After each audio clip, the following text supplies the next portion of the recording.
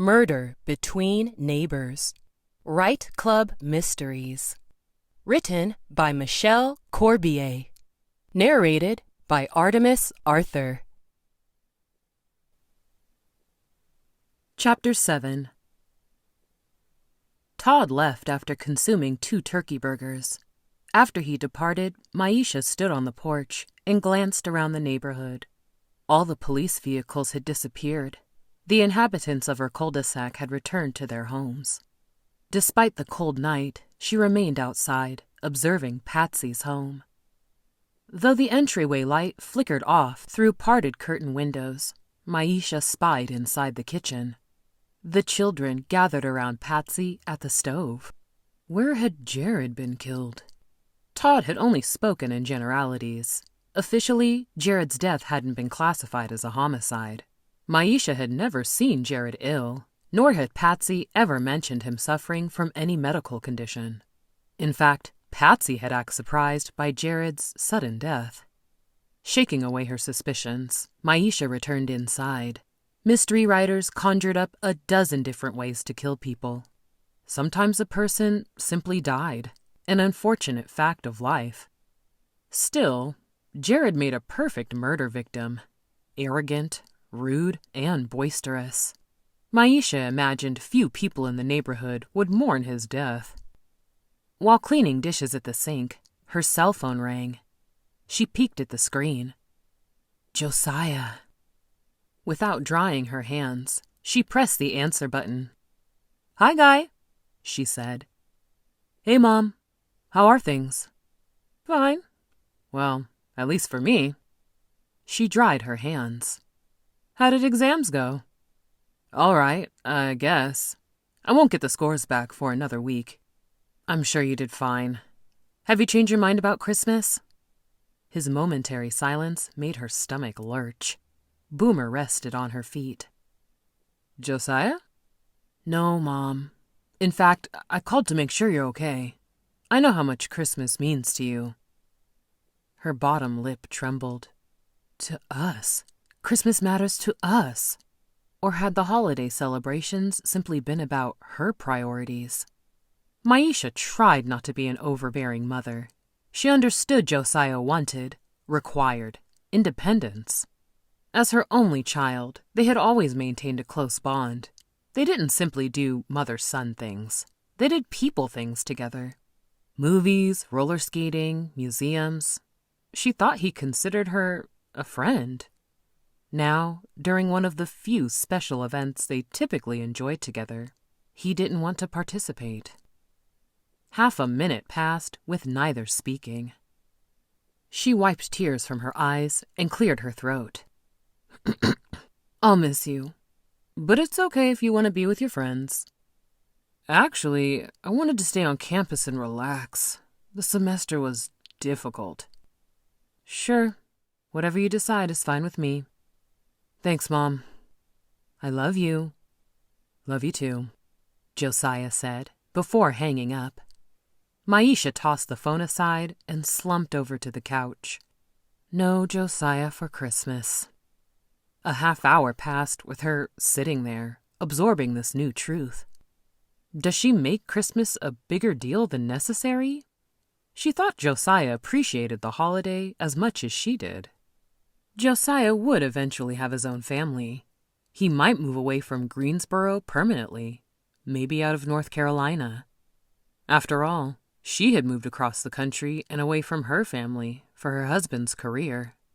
Josiah might do the same. She rubbed her chest, unsure if the pain came from heartburn or heartache. She selected an LP and placed it on the record player. Easy by the Commodores crooned from the speakers as she reluctantly returned to cleaning the kitchen. Later, as she trudged into her bedroom, Maisha considered calling AJ. She could accept his invitation to spend the holiday with his family. Slowly, a thought coalesced in her mind. Maisha attempted to push it aside, but it persisted. Truthfully, she didn't want to spend Christmas with AJ's family. Why not?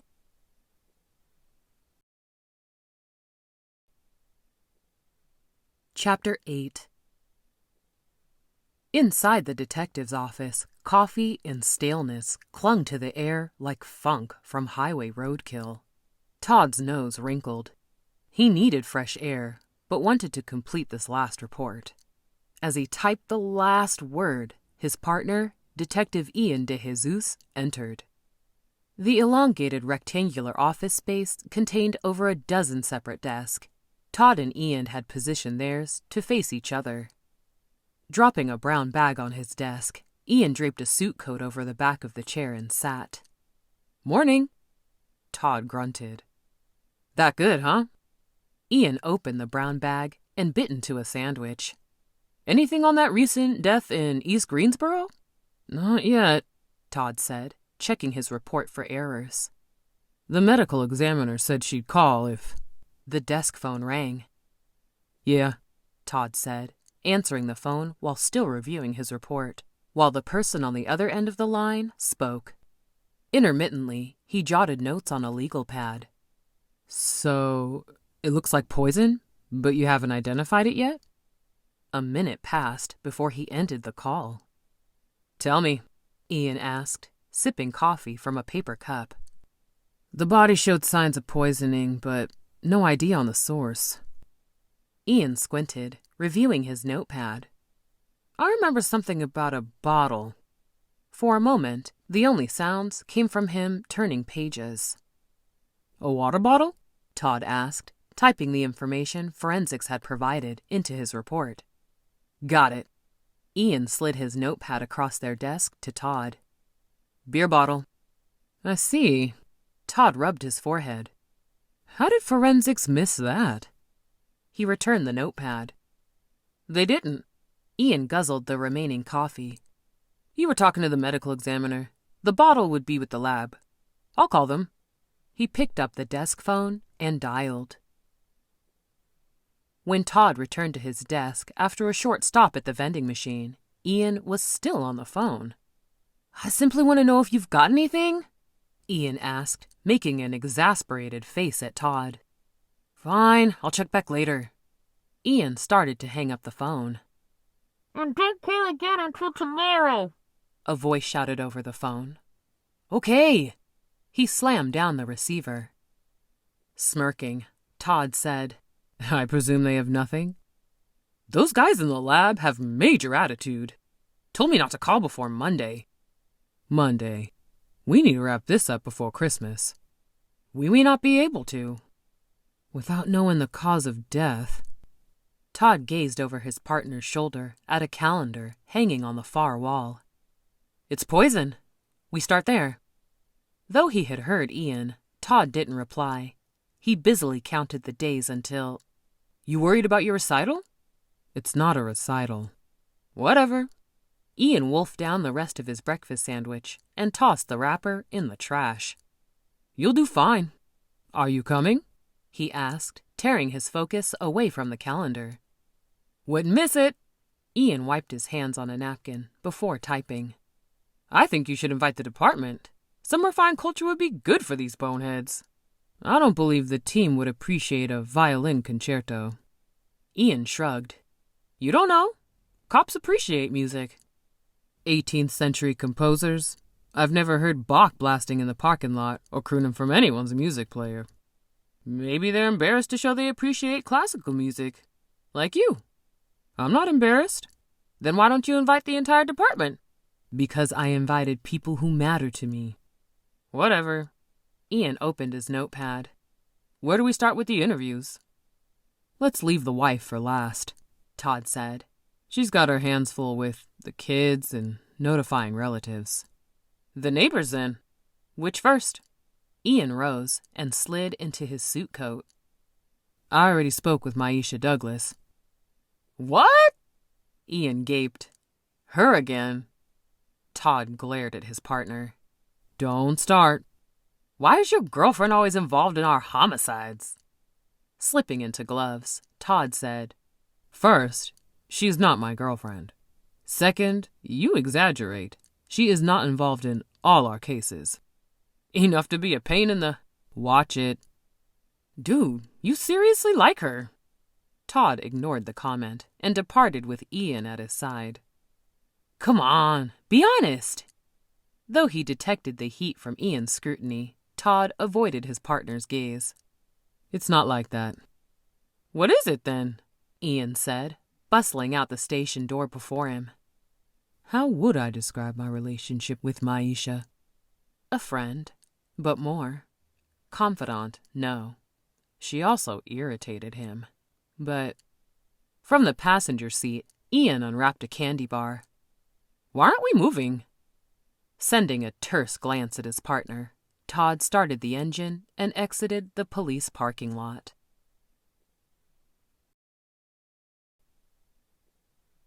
Chapter 9. As his partner trod up to the front door, Todd surveyed the neighborhood. Nothing looked unusual or out of place. Slightly over half the homes displayed holiday decorations. Once he had considered each house in the cul-de-sac, his gaze meandered over to Maisha's. Given her proximity to the deceased's home, not to mention her dispute regarding the fence and the dog, Todd had to acknowledge her as a suspect. Until he gathered more information about the crime, however, he would not treat her as such. Boom, boom, boom.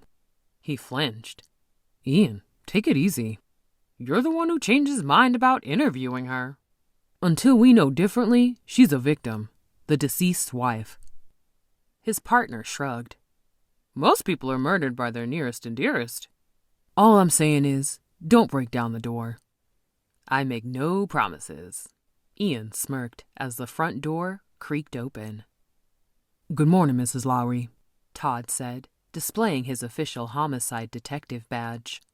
I don't know if you remember me and my partner, Detective De Jesus. Her wide, clear, dry eyes blinked rapidly, reminding Todd of a moth flickering around a light bulb. Not really, she said, chewing her bottom lip. Todd lifted his badge slightly. I'm Detective Gamble. We wanted to update you on our investigation. Mrs. Lowry remained frozen on the doorstep.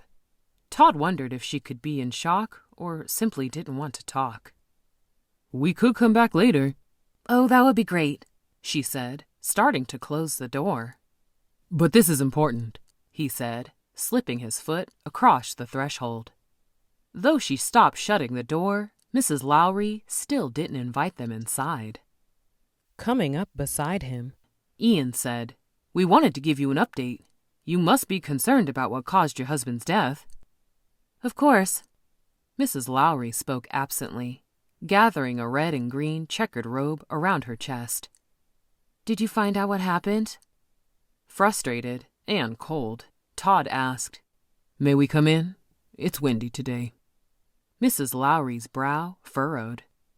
I suppose. It's just that... It won't take long. As she stepped aside, Todd scanned the hallway and distant living room. Debris cluttered the ground, making it difficult to discern the actual flooring. He smiled. We understand how things are with children. Her countenance lifted. Thank you. Finally, she bade them enter. Please come in. They're good kids. Usually. She closed the door behind Ian. It's just that a lot has happened since yesterday. I haven't had a chance to clean up. We understand, Todd said as he approached the living room, carefully avoiding toy army men scattered along the floor. These were the children who, according to Maisha, set fire to a fence with matches and fireworks. Not his idea of good kids. Ian entered the living room and sat on a chair beside an old-fashioned brick fireplace with a foot-high stack of natural wood logs. Floor-to-ceiling cabinets hugged both sides of the fireplace, crowded with books, toys, and bric-a-brac. While his partner took notes, Todd sat on the couch next to Mrs. Lowry. What have you told the children? Todd asked, noticing her gaze resting on the fireplace. Nothing, she said distantly. I told them their dad became sick and had to go to the hospital. Todd nodded. It wasn't really a lie, she said, lowering her eyes to the carpet. No, it wasn't. She tightened the robe's drawstring, clutching the fabric around her neck. As her eyes widened, Mrs. Lowry leaned forward, almost onto his lap. "So, what actually happened? Did Jared have a seizure?" "Probably from drinking all that beer." Sitting up straighter, Todd said, "The medical examiner confirmed your husband died from poisoning." "What?" Mrs. Lowry practically leaped from the couch. "How? From where?" Rising also, Todd said, "We haven't identified the actual poison." "Poison." Her gaze wandered around the room before returning to the fireplace. Mumbling, Mrs. Lowry said, "Something he ate or drank?" Half a minute passed before she shrieked, "The food!" Hurrying into the kitchen, Mrs. Lowry began opening cabinets. "What did Jared eat yesterday? What if the kids—" "Ma'am." She ran back and grasped Todd's arm. "Should I take the children to the hospital?" Todd assisted her to a chair at the square kitchen table. "Right now, the forensic lab hasn't identified the source. Yesterday, they picked up a beer bottle lying beside your husband's hand. With your permission, we would like to sample other food items and beverages in the house." "Yes, please," Mrs. Lowry said, gnawing on her lip. "When?" Ian slightly inclined his head. "They're outside now." "Oh." Mrs. Lowry frowned. She glanced up at Todd, then beyond him into the living room. Without turning around, Todd knew for certain she was looking at the fireplace. But why? Maybe the stockings along the mantel made her think about family and her now deceased husband. She might be cold in considering starting a fire. Or, more likely, something on the fireplace, or cabinets, contained an item of interest. She looked worried. What could it be? As a homicide detective, Todd's interest had been piqued. He needed to figure out what item concerned Mrs. Lowry, especially since the case had morphed into a homicide investigation. Probably. As his partner had said, most people died at the hands of their closest relatives. Mrs. Lowry instantly became the prime suspect in her husband's death. Right now, though, Todd simply wanted to search the fireplace and cabinets. However, they had no probable cause. The medical examiner stated the deceased had been poisoned, but until they identified the substance, Mr. Lowry's death might have been accidental. He needed to check with the chief. It served no purpose to search the home if a judge deemed it illegal and tossed out all the evidence they uncovered. He'd get permission first. Hopefully, whatever Mrs. Lowry had hidden wouldn't be destroyed before he obtained a warrant. While Ian left to inform the forensics team they had permission to enter, Mrs. Lowry frantically picked up toys and other items off the floor. Todd, in a pretense of helping, cleared the area near the fireplace. "Give me a minute," Mrs. Lowry said. "I'll grab the children's toy box. It'll make things easier." In her absence, Todd scanned the fireplace and surrounding cabinets. Surreptitiously, he snapped photos. At least if they came back later with a warrant, he would know if anything had been moved. Dressed in white jumpsuits, face mask, and goggles, 3 individuals from forensics entered the kitchen and removed items from the refrigerator and cabinets. Todd allowed Ian to observe their work, determined to discover what about the fireplace preoccupied Mrs. Lowry. Todd scanned its content from top to bottom.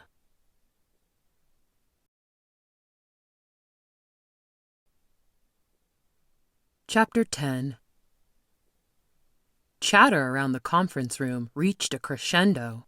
Maisha tried to ignore the enticing scents coming from Green Pastures Cafe while repeatedly checking her watch. Each week, she held a card game at her home with her best friend, Denise, Denise's husband, Barry, and AJ.